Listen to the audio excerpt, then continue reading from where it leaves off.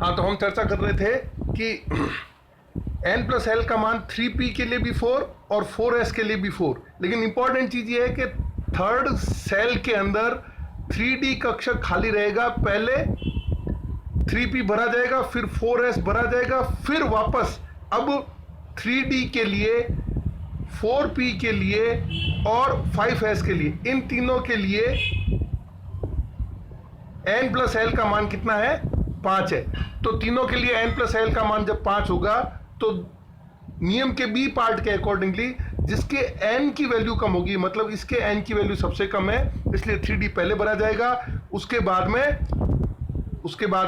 4p और उसके बाद में चौथे कक्ष के 4d और 4f ऑर्बिटल खाली रहेंगे, पहले 5s में इलेक्ट्रॉन भरा जाएगा। So this is n plus L rule. तो इस नियम को एक हम आसान तरीके से भी याद कर सकते हैं, और वो आसान तरीका क्या है?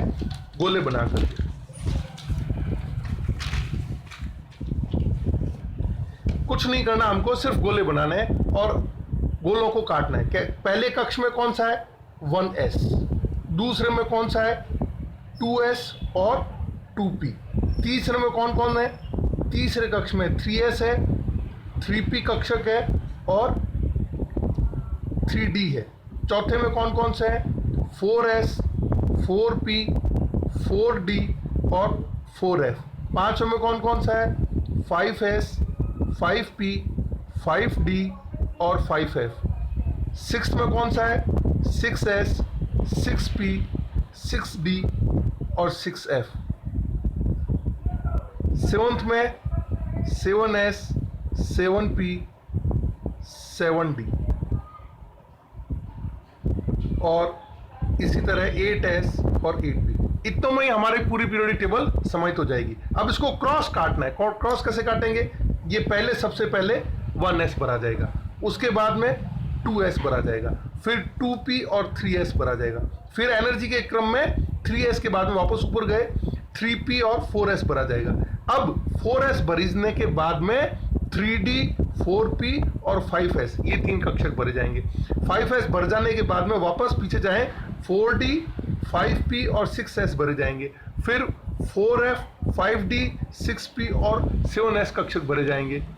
इसी तरह उसके बाद में 5f, 6d, 7p और 8s कक्षक भर जाएंगे। हम इतने में ही पूरी पीरियोडिक टेबल समाहित हो जाएगी। कैसे? देखो, इंटरेस्टिंग चीज है कि हम पूरी पीरियोडिक टेबल को इन कक्षकों में भर देंगे। s, हमको ये ध्यान रखना है, s की कैपेसिटी कितने की है? s कक्षक में अधिकतम 2 इलेक्ट्रॉन आ सकते हैं। p में कितने आ सकते हैं? p में अधिकतम 6 इलेक्ट्रॉन आ सकते हैं। d में कितने आ सकते हैं? d के अंदर अधिकतम 10 इलेक्ट्रॉन आ सकते हैं। और f में कितने आ सकते हैं? f में 14 इलेक्ट्रॉन आ सकते हैं। बस इतना सा ध्यान रखना है, पूरी पीरियोडिक टेबल को हम कवर कर देंगे। कैसे?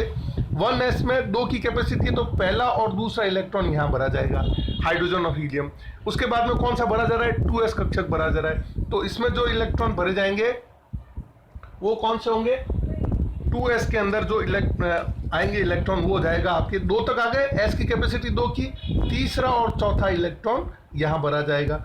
उसके बाद में वापस p में गए, p की कैपेसिटी कितनी है? 6 इलेक्ट्रॉन की है, तो 2p कक्षक में 6 इलेक्ट्रॉन, 4 यहाँ गए, 4 + 6 10, 5 से लेके 10 तक इलेक्ट्रॉन जो है 2p में भरे जाएंगे। फिर 3s में 2 कैपेसिटी है, 10 और 2 12, 11 और 12 इलेक्ट्रॉन यहाँ भरे जाएंगे। फिर 3p की कैपेसिटी अगेन कितने की है? 6 इलेक्ट्रॉन की, तो 12 और 6 18, 13 से लेके 18 इलेक्ट्रॉन इस 3p में भरे जाएंगे। तो हाइड्रोजन हीलियम हो गया, फिर lithium beryllium, boron, carbon, nitrogen, oxygen, fluorine और नियोन 10 हो गए। सोडियम मैग्नीशियम 11 और 12 इलेक्ट्रॉन यहाँ आ गया, और उसके बाद में 13 से लेकर 18 तक इलेक्ट्रॉन 3p में भर गए। फिर 4s में 19वां और 20वां इलेक्ट्रॉन आपके यहाँ पे आ जाएगा, पोटेशियम, कैल्शियम। इसके बाद में 3d सीरीज शुरू होगी। 3d सीरीज पहली संक्रमण तत्वों की श्रृंखला, जिसमें इलेक्ट्रॉन d की कैपेसिटी कितने की है? 10 इलेक्ट्रॉन की। तो 20 तक तो आ चुके थे इलेक्ट्रॉन, अब 21 से लेके 30 तक कुल 10 इलेक्ट्रॉन 3d में जब भरे जाएंगे। फिर 4p, p की कैपेसिटी 6 इलेक्ट्रॉन की, तो 31 से 36 इलेक्ट्रॉन यहाँ पे, फिर 37 38 इलेक्ट्रॉन यहाँ पे 5s में। फिर वापस कौन सा भरा गया? Second series transition element series, इसमें इलेक्ट्रॉन 39 से लेके और 39, 38 प्लस 10 48 तक इलेक्ट्रॉन 4d में भर गए। 48 के बाद में 5p में भरे जाएंगे इलेक्ट्रॉन, तो 5p में इलेक्ट्रॉन 48 प्लस 6, p की कैपेसिटी 6 इलेक्ट्रॉन की, तो ये हो गया 49 टू 54। फिर 55 और 56 ये दो इलेक्ट्रॉन जो है वो 6s में भरे जाएंगे। अब यहाँ पे ऑफ बोर प्रिंसिपल का पहला अपवाद आता है, पहला अपवाद, फर्स्ट एक्सेप्शन। फर्स्ट एक्सेप्शन क्या है कि 57वां इलेक्ट्रॉन जो कि लेंथेनम का है वो आना चाहिए 4f में, लेकिन वो आता है 5d में। This is an exception. 57th electron lanthanum का।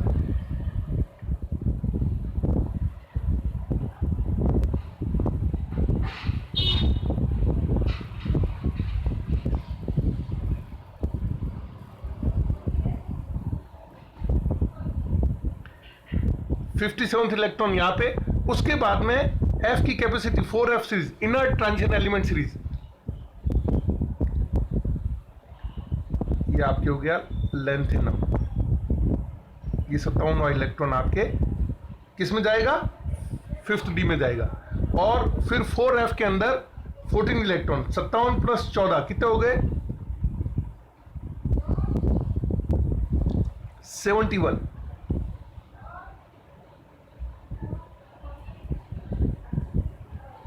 कहां से, 58 से लेके 71 तक इलेक्ट्रॉन आपके कहां आ गए, 4f में। अब 5d की कैपेसिटी 10 इलेक्ट्रॉन की थी, एक इलेक्ट्रॉन तो 57 तो यहां आ गया, अब बचा कितना, 9। तो 72 से 80 इलेक्ट्रॉन आपके वापस 5d में आ गए। फिर 81 से 86 यहां आ गए, फिर 87 88 यहां आ गए। अगेन एक्टिनम, दूसरा एक्सेप्शन। सेकंड एक्सेप्शन,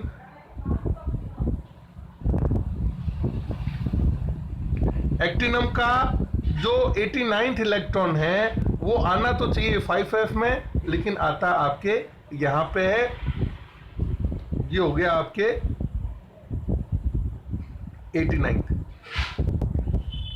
ठीक है, इसके बाद में वापस 5f में, ये एक्सेप्शन है। ऑफ बोर प्रिंसिपल का क्वेश्चन पूछा जाता है, what are the exceptions of bore rules. तो एक तो है आपके लेंथेनम 57th इलेक्ट्रॉन, जिसमें कि 57th इलेक्ट्रॉन 5d में जाता है, जबकि जाना ये 4f में चाहिए एनर्जी ऑर्डर के अकॉर्डिंग। और इसी तरह एक्टिनम का 89th इलेक्ट्रॉन 5f में जाना चाहिए, जबकि ये जाता 6d में। अब 89 प्लस 14 है ना, तो ये हो गया आपके 103। 90 से लेके 103 तक ये आपके हो गए इनर ट्रांजिशन एलिमेंट सीरीज। ये हो गई आपके s ब्लॉक एलिमेंट, ये हो गए आपके p ब्लॉक एलिमेंट, ये हो गया आपके d ब्लॉक एलिमेंट, और ये हो गए आपके f ब्लॉक एलिमेंट। और फिर वापस इसकी कैपेसिटी 9 इसमें इलेक्ट्रॉन आएंगे, तो आपके 104 से लेके 112 तक आपके यहां आ गए। 103 प्लस 10 113 में एक इलेक्ट्रॉन यहाँ आया हुआ था, तो ये 112। फिर 112 से आगे 6 की कैपेसिटी, 12 और 6 18, 118 तक यहाँ पे, फिर 119 और 120 वाले। तो इस तरह से n+l रूल के अकॉर्डिंगली हम विभिन्न कक्षकों में इलेक्ट्रॉन ऊर्जा के बढ़ते हुए क्रम में भरते हैं। Thank you.